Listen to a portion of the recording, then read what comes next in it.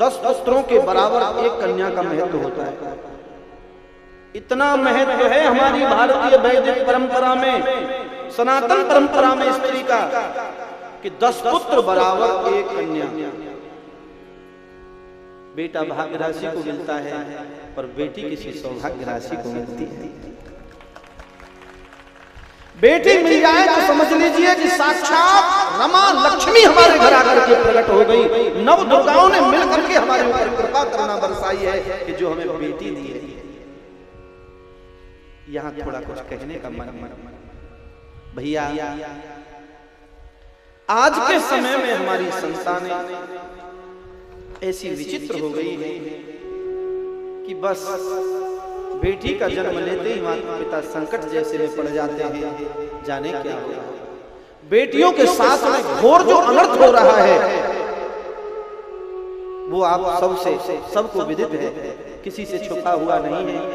अरे वो कोई हमारी ही बेटी है जिसके 35 टुकड़े करके और फ्रिज में रख दिया जाता है, वो हमारी ही बेटी तो है सदा। पर सम्मोहन है, कोई बोल नहीं रहा है। लानत है ऐसे माँ बाप को, बुरा लगेगा लग जाए। लानत है उन माँ बाप को जो अपनी बेटियों को और बेटाओं को संस्कार नहीं दे पाते। बेटियां माँ बाप से अलग हो गई हैं, बेटा माँ बाप से अलग हो गया है। बेटा बेटी माँ बाप से बात करना भी पसंद नहीं करते। सुबह सुबह पर चर्चा चल रही थी हमारे घर, इसी बात को लेकर चर्चा थी, बहुत देर चर्चा हुई। भाई सच तो ये है कि बेटा और बेटी ही गलत नहीं है, उन बेटा बेटी की परवरिश करने वाले माँ बाप भी गलत हैं। मैं निवेदन करूं बहनों, क्या कभी आपने लौट के अपने बेटी का पहनाव देखा? कभी आपने अपनी बेटी का पहनाव देखा?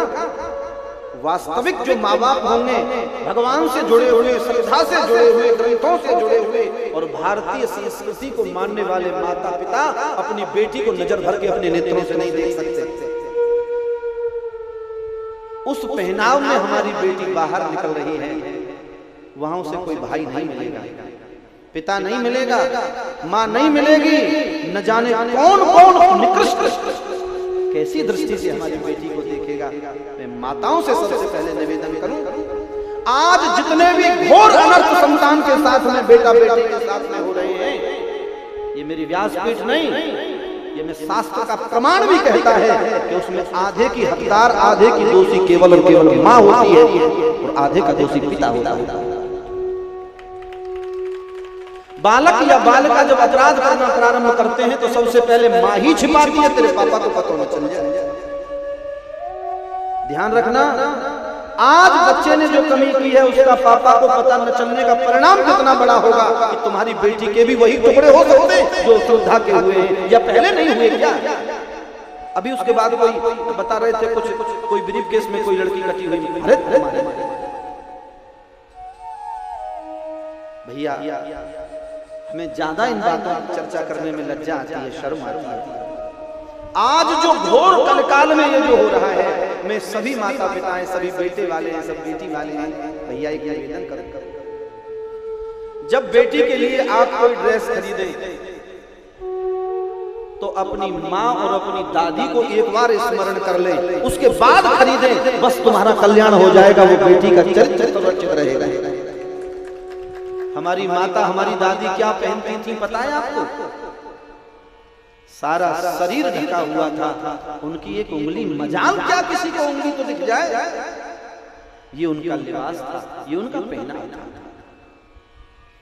आज हमारा पहनाव बिगड़ गया है और पहनाव बिगड़ने के कारण हमारा चरित्र भी बिगड़ गया है, और चरित्र बिगड़ने के कारण जितने भी आज ये कृत्य हो रहे हैं, ये हमारे चरित्र को और पहनाव को लेकर के हो रहे हैं। भैया, भारतीय हिंदू संस्कृति में जो सम्मान स्त्री का है वो किसी परंपरा में इतना सम्मान स्त्री का है नहीं। हमारे यहाँ शास्त्र हमारे चीख चीख करके कह रहे हैं, यत्र नार्यस्तु पूज्यन्ते रमन्ते तत्र देवता, जहाँ जहाँ नारी की पूजा होती है वहाँ वहाँ देवता निवास करते हैं। ये हमारे ग्रंथों की बातें हैं। पर ज्यादातर लोग कहते हैं साहब नारी का अपमान किया है शास्त्रों में। तुम शास्त्रों को पढ़ते कहाँ हो, सुनते कहाँ हो ग्रंथों को? यदि ग्रंथों को सुनने लग जाओ, ग्रंथों को पढ़ने लग जाओ, तो ये जो चरित्र आज हो रहे हैं ये चरित्र होना बंद हो जाएगा, ये दुष्चरित्र होना बंद हो जाएगा। 5 वर्ष की बेटी हो, बेटी को सती साध्वी पवित्र बनाना माँ के हाथ में होता है। उसको ऐसी ऐसी सुंदर सुंदर कथाओं से जोड़ो, पर माँ खुद रामचरितमानस का पाठ नहीं कर रही तो बेटी को क्या बताएगा? मैं एक निवेदन करूं, आज ही जितनी माताएं बहनें, वयोवृद्ध माताएं बहनें बेटियां जितनी भी बैठी हैं, जितने भी मेरे भाई बंधु वयोवृद्ध जितने भी बैठे हैं, आज से दृढ़ संकल्प कर लीजिए, जब तक घर में 5 दोहा रामचरितमानस का पाठ नहीं होगा, किसी को कोई भोजन नहीं दिया जाएगा। समय बदल जाएगा, लिख लो हमारी बात को। अगली बार जब तक आएंगे समय बदला हुआ मिलेगा। नित्य अर्थ सहित 5 दोहा रामचरितमानस का पाठ करना प्रारंभ कर दीजिए बस। अरे किसी धर्म ग्रंथ को उठा करके पढ़ना शुरू कर दीजिए, वो धर्म ग्रंथ बता देगा कि हमें किस तरह से चलना चाहिए। भाई कष्ट इसी बात का है, हमारी बहन बेटियों का लिबास बिगड़ गया है, हमारी बहन बेटियों का पहनावा बिगड़ गया है। उन पिताओं को, उन माताओं को लज्जा आनी चाहिए कि जो हमारी बेटी आदि नग्न हमारे सामने घूम रही है और हम उसमें स्वीकृति दे रहे हैं। 2-4 बातें रोजाना अखबार में पढ़ लो कि हिंदुओं की बहन बेटियां मुसलमानों के साथ में ये हो रहा है। भैया बड़ी लज्जा आती है, बड़ी शर्म आती है। ये क्यों हो रहा है? ये इसलिए हो रहा है कि हमने बेटी को ग्रंथ नहीं पढ़ाए, शास्त्र नहीं पढ़ाया, रामचरितमानस का पाठ हमने नहीं कराया बेटी को पूजा में नहीं लगाया। बेटी पढ़ने का बहाना लेकर कुछ और ही करती रही और हम उसे अपनी नाक ऊंची समझते रहे, जिसने कि हमारी नाक कटवा दी। सोचनीय बात है भैया, अपने बेटा बेटी वाले सब हैं, बेटा बेटी को थोड़ा सावधान रखिए, उनसे जुड़िए, उनसे बात करने का प्रयास करिए। बेटा अलग कमरे में पढ़ा है, बेटी अलग कमरे में पढ़ी है, माता पिता अलग कमरे में है, वो अपने अपने फोन से लगे। अरे फोन तेरो गुरु है जाए, इसने पूरे परिवारों में दीवार लगवा दी, सबको अलग करा दिया। बड़ी निकृष्ट बात है, बड़ी सोचनीय बात है भैया। इससे आगे हमारे पास कोई शब्द नहीं है। बस अपने बेटा बेटी को संभाल लो, जमाना अपने आप संभल जाएगा। जमाना बहुत बुरा है। गाड़ी तुम चला रहे हो, सामने वाला कैसा ड्राइव कर रहा है तुम्हें खुद बचना है। सामने वाला तो शराब पी के तुम्हें मारने को आ रहा है, खुद बच सकते हो तो बचो, नहीं तो तुम ही पहुंचो। इसीलिए भैया बेटा बेटी को थोड़ा संभाल के, समझा के, बुझा के, और बेटा बेटियों से भी मैं एक निवेदन करूं, जिस घर में नित्य जो बेटा बेटी अपने माता पिता के पास बैठकर बिना फोन के, बिना पुस्तक के 1-2 घंटे रोज बिताते हैं, उन बेटा बेटी के साथ में कोई अघट घटना हो ही नहीं सकती। नियम बना लो कि माता पिता के पास घंटे 2 घंटे बैठ। सच्चिदानंद भगवान की। भैया प्रसंग पर आइए। आज सरियाती राजा ने कह दिया, कुल को कलंकित करने वाली संतान को मैं मृत्युदंड दूंगा, ऐसा भाव बनाया। च्यवन ऋषि ने बता दिया, महाराज हम वही च्यवन ऋषि हैं, अलग अलग हैं। च्यवन ऋषि का परिचय सुन करके बड़े परेशान हो गए। बेटी को ले गए, अश्वनी कुमारों को वहीं पर बुलवाया है, और अश्वनी कुमारों को बुलवा करके और उनको यज्ञ में भाग, सरियाती राजा के यज्ञ में सबसे पहले भाग दिलाया है। बड़े भाव से यज्ञ हुआ। इसके बाद महाराज इसी वंश में आगे चल करके अम्बरीश नाम के राजा हुए। राजा अम्बरीश बड़े विलक्षण भक्त हैं।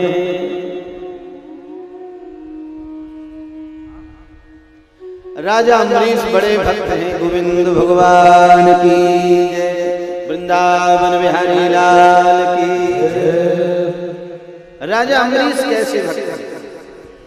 बचस्तवई तज्जन देव सुमृतम। राजा अम्बरीश बड़े विलक्षण भक्त हैं महाराज। सवई मनः कृष्ण पदार विंदयो बचांस वैकुंठ गुणान वर्णने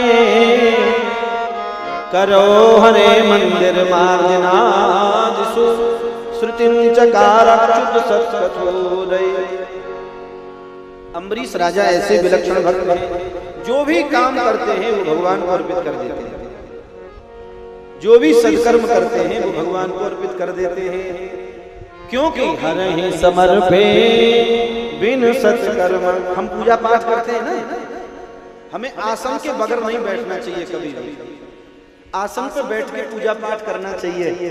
और जिस आसन पर बैठ के हम पूजा पाठ करते हैं, तो पूजा पाठ जब हमारा विरामित हो जाए, विश्राम में बंद हो, पूरा हो जाए, तो एक चम्मच जल आसन के नीचे, आसन उठा के और आसन के नीचे डालिए, माथे से लगाइए, आंखों से लगाइए और बोलिए ओम शक्राय नमः। याद न रहे तो ओम इंद्राय नमः। क्यों? जो भी आपने जब जब पूजा पाठ किया है, इंद्र बड़ा भयभीत रहता है, इंद्र सोचता है कि पूजा पाठ का फल मिल गया तो ये जल्दी मेरी कुर्सी छीन लेगा। 100 यज्ञ पूरे करने वाला इंद्र बनता है, इंद्र को भय रहता है इस बात का मेरी कुर्सी छीन लेगा। इसीलिए इंद्र ने भगवान से कहा, जो पूजा पाठ करे और आसन बिना उठाए ही खड़ा हो जाए या बिना जल डाले आसन के नीचे खड़ा हो जाए तो उसका पुण्य मुझे मिलना चाहिए। इंद्र का वाक्य है। भगवान ने कहा तथास्तु। भक्तों ने कहा महाराज पूजा पाठ भक्त करें और उसका फल ये ले ले, ये क्या मामला है? तो भगवान ने कहा तुम्हारे लिए एक रास्ता है, आसन के नीचे जल डाल के और शक्राय नमः कह के मस्तक से लगा लीजिए, तो तुम्हारा पुण्य ये इंद्र नहीं लेगा, तुम्हारा पुण्य तुम पर रहेगा। आसन को कभी बिछा हुआ नहीं छोड़ना चाहिए, पूजा जिस पे करो उठा के तय लगाओ और रख दो, और आसन के नीचे जल डाल के मस्तक से जरूर लगाओ, शक्राय नमः जरूर करो, इंद्राय नमः जरूर करो। भैया जो भी सत्कर्म हम करते हैं भगवान से कह दो, भगवान हम कुछ नहीं जानते हैं, आपके चरणों में समर्पित है, ब्रह्मार्पणमस्तु, भगवान तुम्हें समर्पित।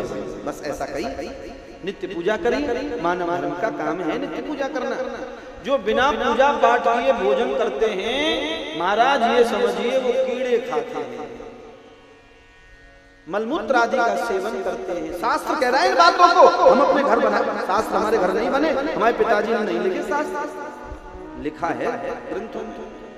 भैया नित्य पूजा पाठ करके भोजन करना चाहिए, बिना स्नान किए भोजन नहीं करना चाहिए, और स्नान करके चाहे 2-5 मिनट भगवान के सामने खड़े होकर के प्रार्थना करो। कोई प्रार्थना कोई मंत्र नहीं जानते हो तो हरे राम राम राम हरे हरे, हरे कृष्ण कृष्ण कृष्ण हरे हरे, ये मंत्र बोल दो। ये भी नहीं जानते हो तो क्या भगवान से कह दो पूजा पाठ कुछ नहीं जानता हूँ, आप मेरे और मैं आपका हूँ, बस भगवान से कह दो।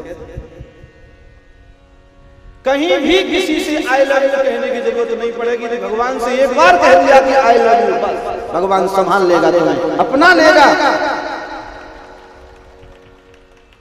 नारायण बस भगवान के सामने अपने दुखड़ा रो दो, भगवान मेरे सामने ये रिश्ते है, ये दुख है, भगवान संभाल लेंगे, निश्चित सुनते हैं। कोई सुना के तो देखे भैया। नारायण सदकर्म कोई बनता है तो उसे भगवान को समर्पित कर देना चाहिए, भगवान आपके आज्ञा है। राजनीति बिन धन बिन धर्मा, हरहि समर्पे बिन सत्कर्मा। बिना भगवान को समर्पित किए धर्म हमारे पास टिक नहीं सकता, इसीलिए भैया धर्म करो। आज राजा अम्बरीश जो भी सत्कर्म करते हैं भगवान को समर्पित करते हैं, बड़े भक्त हैं साहब। भक्त इतने हैं नित्य अपने हाथ से ठाकुर जी को स्नान कराते हैं, अपने हाथ से ठाकुर जी का श्रृंगार करते हैं, अपने हाथ से ठाकुर जी के लिए रसोई बनाते हैं और अपने हाथ से ठाकुर जी को भोग लगाते हैं। नित्य का काम है ये। और यहाँ यही नहीं आटे की रसोई बना ली और ठाकुर नहीं, भागवत जी में प्रमाण है राजा अम्बरीश अपने हाथ से चक्की पीसते हैं, उसका आटा बनाते हैं और उस आटे की भोजन बनाते हैं और ठाकुर जी को अपने हाथ से भोजन बना के खिलाते हैं। कोई जरा सा पढ़ लिख जाए ना, इंटर पार कर जाए, महाराज ठाकुर जी को भी नौकर समझने लगता है। भैया राजा है, चक्रवर्ती राजा है, अयोध्या के राजा है अम्बरीश। छोटे से छोटा पद भी किसी को मिल जाए ना तो फिर वो दंडवत प्रणाम किसी को नहीं करेगा, भगवान को नमस्ते नहीं करेगा। फिर तो एक हाथ से, जब बहुत ज्यादा मजबूरी होगी तो एक हाथ से प्रणाम करने से पुण्य नष्ट हो जाता है। एक हाथ से प्रणाम नहीं करना चाहिए, दो हाथों से प्रणाम करो, हाथ जोड़ के करो तो बहुत अच्छी बात। नारायण राजा अम्बरीश ऐसे हैं कि सदकर्म करते हैं और भगवान के चरणों में समर्पित करते हैं। एक बार चक्की पीस रहे थे राजा अम्बरीश, बहुत गर्मी थी, बहुत गर्मी थी। हाथ वाली चक्की, बिजली वाली नहीं, पहले मैया घर में पीसती थी। नारायण राजा अम्बरीश अपने घर में चक्की पीस रहे थे, ठाकुर जी के लिए आटा बना रहे थे। बहुत गर्मी थी, पसीना टप टप टपक रहा था। मेरे त्रिलोकीनाथ भगवान श्याम सुंदर स्वयं आए और अपने पीतांबर से पंखा झलने लगे अम्बरीश का पंखा झलने लगे। जब सुगंधी आई अम्बरीश को तो अम्बरीश लौट करके पीछे मुड़ करके अम्बरीश ने देखा और भगवान को पहचाना। प्रभु आप ये क्या कर रहे हैं? भगवान ने कहा जो मेरे लिए करता है मैं उसके लिए करता हूं। तुम मेरे लिए इतनी मेहनत कर रहे हो तो मैं तुम्हारी पंखा नहीं झल सकता हूं क्या? रो गए महाराज, रो गए अम्बरीश राजा। मेरे प्रभु ने आज इतना कष्ट उठाया है मेरे लिए। भैया भगवान के लिए तुम करोगे तो भगवान तुम्हारे लिए अवश्य करेंगे। एक बार उठ करके खड़े होकर के भगवान के लिए कुछ करके तो देखो। तैयार बैठे भगवान कुछ करने के लिए। ऐसे मेरे प्रभु नारायण एक बार एकादशी का दिन है, एकादशी का दिन है। बड़ा महत्व, आज का ही दिन था। कैसा महत्वपूर्ण दिन पड़ा है। एकादशी का दिन है और राजा अम्बरीश ने एकादशी का व्रत किया है। जीवन के किए हुए सारे पाप नष्ट हो जाते हैं एक एकादशी का व्रत करने से। इतना महत्वपूर्ण व्रत है एकादशी। भैया 5 वर्ष से लेके 80 वर्ष तक अवश्य ही एकादशी का व्रत करना चाहिए। 5 वर्ष के बालक से हमारे ब्रज में चले जाओ, ब्रज में महाराज गांव के गांव ऐसे मिल जाएंगे, कोई रोगी आदि की तो नहीं कहें, गांव के गांव ऐसे मिल जाएंगे कि एकादशी के दिन वहां अन्न बनता ही नहीं। ये एकादशी की और ब्रज की महिमा है।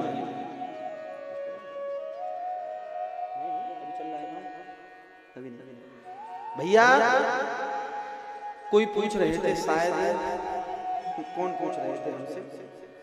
हाँ मिश्रा जी पूछ रहे थे हमसे कि हमारी पत्नी कह रही है एकादशी का व्रत शुरू करने की, तो अभी उम्र भी कुछ नहीं है, ले अदबर में पहुंच गए, जो कर उम्र कुछ भी नहीं, ले हमने कहा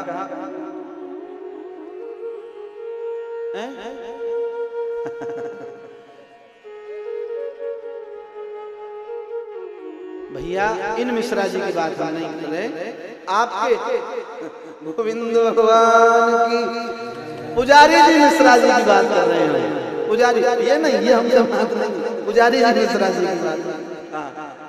आपका निशाना गलत जगह पे लगा। भैया पुजारी जी मिश्रा जी पूछ रहे थे एकादशी का व्रत प्रारंभ कर, हम कह रहे हैं 5 वर्ष के बालक को भी जबरदस्ती एकादशी का व्रत कराओ। सब लोग ये संकल्प करें आज से। भाई हम रोगी की बात नहीं कह रहे, रोगी को तो क्षमा है, पर एकादशी के दिन घर में भोजन नहीं बनना चाहिए, ये संकल्प करो। फिर देखो संस्कार कैसे लौट के आते हैं। अरे भैया हम टीवी देख देख के संस्कार ही भूल गए, क्या करना चाहिए क्या नहीं करना चाहिए। पढ़े लिखे लोग ये कहते हैं भूखो मरे वेदे का भगवान मिले, भगवान तो नहीं मिलता, पर बड़ी से बड़ी मशीनें भी महीने में 1 दिन की छुट्टी रखती हैं, तो या मशीनें कम से कम 1-2 दिन की छुट्टी दे दोगे बिना खाए हैं। परवा को कहना है कि सवेरे से शाम तक एलम पेल मचाते रहो, ये उठा ये उठा, नहीं। अस्कृत जल कानाच देवा स्वप्नाच में, बार-बार जल मत पियो, बार बार भोजन ग्रहण मत करो, एक बार में मत खाओ बस। नियम तो यही है, व्रत में एक बार में मत खाओ, कम जल पियो, जितना कम से कम हो सके। ऐसा नहीं कि न पीने से बीमार हो जाओ, ऐसा भी मत करना। कम से कम जल पियो, दिन में मत सो, झूठ मत बोलो। इसका नाम है उपवास। उपवास कहते किसे हैं? उप कहते नजदीक, उप माने नजदीक और वास निवास। जो भगवान के नजदीक में निवास करा दे उसी का नाम तो उपवास है, और क्या है। भगवान के जितने नजदीक निवास करोगे उतना कल्याण होगा। हरि शरणम हरि शरणम हरि शरणम हरि शरणम, ये बस ये निरंतर यही चलता रहे, आनंद मिल जाएगा। अम्बरीश राजा एकादशी का व्रत करते हैं जी, पर हर एकादशी को राजा अम्बरीश वृंदावन आते हैं। प्रमाण है इसका भागवत जी में। अयोध्या के राजा हैं अम्बरीश, अयोध्या के राजा हैं अम्बरीश और वृंदावन आते हैं प्रत्येक एकादशी को। बड़ा पुण्य महाराज वृंदावन का। वृंदावन में कुछ दर्शन हो न हो, पर वृंदावन का दर्शन यदि तुमने कर लिया तो समझ लीजिए साक्षात भगवान का ही दर्शन कर लिया। क्योंकि नाम रूप लीला और धाम चारों में एक भी भिन्न नहीं है, चारों एक ही है। नाम का दर्शन हो जाए तो भी कल्याण, रूप का दर्शन हो जाए तो भी कल्याण, लीला का दर्शन हो जाए तो भी कल्याण, और धाम का दर्शन हो जाए तो भी कल्याण। भैया बड़ा महत्व है। वृंदावन आते हैं अम्बरीश राजा, और अम्बरीश राजा वृंदावन आके एकादशी का पारायण करते हैं और बिहारी जी के चरणों में बैठ करके द्वादशी में पारायण करने के बाद तब अयोध्या लौटते हैं। व्रत करते हैं, एकादशी में पारायण करते हैं, द्वादशी में फिर लौटते हैं। अच्छा, प्राय एकादशी पर लोग कंफ्यूज हो जाते हैं। एकादशी प्राय 2 होती है। भैया आप लोग ग्रस्त हैं, नवमी पल में कंकु, दसवीं नष्टगामिनी, तदा एकादशी त्याज्य द्वादशी व्रतमाचरेत्। जिस दसवीं में नौवीं एक पल भी हो, या एकादशी में दसवीं एक पल भी हो, नवमी पल में कंकु, दसवीं नष्टगामिनी, तदा एकादशी त्याज्य, उस एकादशी का त्याग कर देना चाहिए। सूर्योदय के समय जो तिथि हो वही माननी चाहिए पूरे दिन। एक पल भी यदि दसवीं है तो हमें उस एकादशी का व्रत नहीं करना चाहिए, अगले दिन वाली एकादशी का हमें व्रत करना चाहिए। जिस तिथि में सूर्योदय हो वो एकादशी हमें माननी चाहिए। राजा अम्बरीश एकादशी का व्रत का बड़ी महिमा है। एकादशी की कहां तक कहें साहब। राजा अम्बरीश एकादशी का व्रत करते हैं, भगवान ठाकुर जी की सेवा अपने हाथ से करते हैं। गृहस्थों के घरों में हमने ज्यादातर देखा है शाम के दीपक पे बच्चों में लड़ाई हो जाती है, तू जलावे का तू चलावे, फिर माँ कहती है दोनों रुक जाओ हम जलाएंगे, जोर पड़ रहा है, ये हो रहा है, डांट डांट। ऐसा नहीं होना चाहिए भैया। गृहस्थ के घर में ठाकुर जी के दीपक के ऊपर लड़ाई हो रही है, राम राम राम। भैया जिसको ये सौभाग्य मिले कि मुझे जलाना है वह वो अपना सौभाग्य समझे, ये भगवान की अहेतु की कृपा है, ये सेवा भगवान मुझे दे रहे हैं, ऐसा भाव रखें। राजा अम्बरीश एकादशी का व्रत किया, द्वादशी में पारायण करने वाले थे, पर दूसरी जब एकादशी होती है तो उसमें त्रयोदशी जल्दी लग जाती है। तो ध्यान रखना, सूर्योदय होते ही हमें 2 चावल ही हो, गंगाजल के साथ और तुलसी दल के साथ। सूर्योदय के समय किसी पंडित पुजारी को पूछने की जरूरत नहीं है, अगले दिन सूर्योदय के समय 2 चावल तुलसी दल और गंगाजल के साथ पारायण कर लीजिए, पारायण हो गया, आपका व्रत कहीं नहीं जाएगा, सुरक्षित रहेगा। क्योंकि चाहे एक घड़ी के लिए हो, पर सूर्योदय के बाद द्वादशी जरूर होगी, त्रयोदशी नहीं लग सकती, तो इसीलिए सूर्योदय के समय पारायण कर लो, व्रत सुरक्षित रहेगा। महाराज त्रयोदशी लगने वाली है, महाराज अम्बरीश ने विचार किया त्रयोदशी लगने वाली, जल्दी से पारायण कर लो। पारायण करना ही चाहते थे, इतनी देर में महाराज दुर्वासा जी आ गए, महात्माएं दुर्वासा जी आ गए, और दुर्वासा जी ने कहा राजन आज हम तुम्हारे यहाँ भोजन करेंगे। संत घर पे आए हैं, भगवान की कृपा, और संत घर पे आकर के भोजन करें, ये भगवान की अहेतु की कृपा होती है। संत घर पे पधारे हैं भोजन के लिए, घर पवित्र हो गया, भोजन पवित्र हो गया। महात्मा जी से कह दिया अम्बरीश ने, ठीक है महाराज। तो ये दुर्वासा यमुना कूलाद, भागवत जी में लिखा है, दुर्वासा जी यमुना जी में स्नान करने गए और अयोध्या में यमुना जी है नहीं। तो ये बात भी पुष्ट करती है कि अम्बरीश राजा वृंदावन में ही आते थे एकादशी करने के लिए। दुर्वासा यमुना कूलाद, यमुना जी का प्रमाण आया। नारायण अभी लौट करके दुर्वासा जी नहीं आए, परंतु त्रयोदशी लगने वाली है। त्रयोदशी में यदि पारायण हुआ तो व्रत खंडित हो जाता है, द्वादशी में ही पारायण कर लेना चाहिए। अब विचार किया राजा अम्बरीश ने, खाए से मर्याद भंग, बिन खाए व्रत भंग, भई नृप गति जैसे सांप और छछूंदर की। सांप छछूंदर की गति जानते हो? रामचरितमानस बताओ।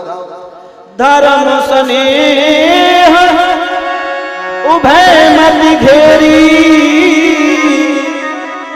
भई गति सांप छछूंदर केरी। राजा की गति कैसी होगी? सांप और छछूंदर की। सांप छछूंदर को चूहा जानकर पकड़ ले और निकल जाए तो तुरंत फट जाएगा, और पकड़ करके छोड़ दे तो तुरंत अंधा हो जाएगा। जो स्थिति सांप की होती है वही राजा की हो गई। खाए ते मर्याद भंग, बिन खाए व्रत भंग, भई नृप गति जैसे सांप और छछूंदर। पंडित समाज में करन विचार लागे, हे जी ही की हरि की कृपा ते ही युक्त एक उपजी। भगवान की कृपा से हृदय में युक्ति आई क्या कि हरि पद जल पाए, पारण है जावे, और आतिथ्य हुए आँच नहीं आवे ऋषिवर की। एक काम करो, शालिग्राम भगवान का चरण उदक, भगवान को स्नान कराओ, उसमें तुलसी डाल करके ले लो, यही पारायण हो गया। पारायण भी हो जाएगा और व्रत खंडित भी नहीं होगा, और अतिथि का सत्कार भी पूरा। शास्त्र का नियम है, अतिथि कोई आया है तो अतिथि से पहले हमें भोजन नहीं करना चाहिए, नियम है। तो अम्बरीश ने विचार किया, अतिथि भी हैं और ब्राह्मण से पहले मैं भोजन कैसे करूं, क्या करूं? ब्राह्मणों ने कहा ऐसा कर लीजिए। ब्राह्मणों के कहने से राजा अम्बरीश ने भगवान का चरणोदक ले लिया। तो कृतागस्य आगतः दुर्वासा यमुना कूलात्, कृतागस्य आगतः।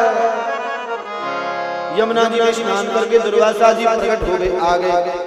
पारायण किया ही है और देखा राजा ने पारायण कर लिया। अरे बड़े क्रोधी महात्मा है, अरे राजा तूने मेरे आने से पहले पारायण कर, ठहर जा।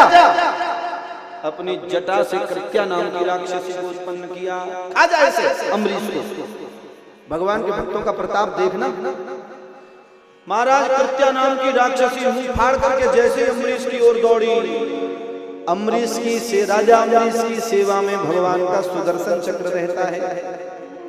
सुदर्शन चक्र ने एक ही क्षण में कृत्या नाम की राक्षसी का गोविंदाय नमो नमः कल्याण कर दिया। और जैसे ही कल्याण हुआ, भगवान का चक्र दुर्वासा जी के पीछे पीछे दौड़ा। अब आगे आगे दुर्वासा जी भाग रहे हैं, पीछे पीछे चक्र भाग रहा है। दौड़ करके शंकर भगवान के पास में गए। दुर्वासा जी, महाराज बचाओ, क्या हुआ? महाराज ये चक्र मुझे। भोले बाबा बोले मेरी सामर्थ्य ना या चक्र से बचावे कि ब्रह्मा जी के पास चले जाओ। ब्रह्मा जी के पास गए दुर्वासा जी, ब्रह्मा बाबा आज बचा ले। ब्रह्मा जी बोले क्या हुआ? महाराज ये चक्र, ब्रह्मा जी ने चक्र या चक्र से बचावे कि मेरी सामर्थ्य ना, मेरी तो थोड़ी सी उम्र है। ब्रह्मा जी कह रहे कितनी उम्र है ब्रह्मा जी की? गीता जी में लिखा है सहस्र युग पर्यंतम मर्यद ब्रह्मणो विदुः। चारों युग 1000 बार बीत जाए तो ब्रह्मा जी को एक दिन होए। चारों युग 1000 बार बीत जाए तो ब्रह्मा जी को एक दिन होए। फिर 1000 बार बीत जाए तो रात्रि ऐसी होए। या प्रमाण थे ब्रह्मा जी 100 वर्ष जी में। कल्योगा जी मरते हैं, मरते। ब्रह्मा जी की मृत्यु है ये सृष्टि जब लय होती है ना तो बस हाँ गोविंदाय नमो नमो सच्चिदानंद भगवान की नारायण भगवान विष्णु जी के पास पहुंचे। दुर्वासा जी अब रुइया निजासना फोन तुम्हारे फोन को इसकी लाइट इसमें पड़ती है हम तो पड़ती है। महाराज अब रुइया निजासना भगवान ब्राह्मण को देखकर आसन से खड़े होकर के आए। यदि ब्राह्मण अपने को न भूले तो पूज्य है, यदि ब्राह्मण अपने को न भूले तो ब्राह्मण पूज्य है, और ब्राह्मण के सहयोग से क्षत्रिय पूज्य है, और क्षत्रिय के सहयोग से वैश्य पूज्य है, और इन तीनों के सहयोग से शूद्र भी पूज्य है। यदि अपनी अपनी क्रियाकलाप को अच्छे सच्चे हृदय से करे तो, और जो नहीं तो पथ भ्रष्टा न शोभन्ते दंता केसा नखा नरा नीति कहती है। अपने स्थान से ये चीज अलग हो जाए तो सुशोभित नहीं होती। दंता दांत मुंह में लग रहे हैं तो बढ़िया लग रहे हैं, और कहीं रास्ता में पड़े मिल जाए तो कहोगे ना। दंता केसा बाल सिर पे लग रहे हैं तो बढ़िया लग रहे हैं। हमारी तो गोजई सी है कि ये आधे सफेद हैं आधे कारे कैसे लगते होंगे, पर तुम जो काले काले कर लियो तो बड़े मलूक लगे। हमारा मन करे कभी कभी हम ऐसे ही कर ले, पर ना भैया ये बाल सिर पे हैं जब तक अच्छे लग रहे हैं, कहीं रास्ता में पड़े मिल जाए तो बच के निकलोगे तुम ही। ये नाखून हाथ में जब तक ज्यादा बड़े ना छोटे छोटे जब तक ठीक लग रहे हैं, और काट के रास्ता में डाल दो तो बच के निकलोगे इनसे। और मनुष्य भी यदि पथभ्रष्ट हो जाए तो सब उससे बच के निकलते हैं, उससे मिलन कोई करना नहीं चाहता। इसीलिए भैया अपने स्थान पर बने रहो। नारायण श्री दुर्वासा जी महाराज के पास में जो चक्र है, श्री दुर्वासा जी महाराज चक्र के आगे आगे भागते हुए भगवान विष्णु के पास आ गए। भगवान अवरुह्य निजासना ब्राह्मण को देख करके अपने आसन छोड़ करके आ गए, और हाथ जोड़ करके ब्राह्मण से कहा, ब्राह्मण मैं तुम्हारी क्या सेवा कर सकता हूँ। दुर्वासा जी बोले, या चक्र ते बचा ले अपने थे। आहा भगवान कह रहे, ध्यान दीजिए, भगवान कह रहे हैं ब्राह्मण देवता कि अहम भक्त पराधीन स्वतंत्र इव द्विजा साध्वी ग्रस्त हृदयो भक्तो भक्त जनई प्रिय। भगवान कह रहे अहम भक्त पराधीन। भैया या चक्र से मैं नहीं बचा सकूं, या चक्र से मैं नहीं बचा सकूं। क्यों? तुम्हारा चक्र ना, चक्र मेरो ही है, पर अहम भक्त पराधीन, मैं तो भक्त के अधीन रहने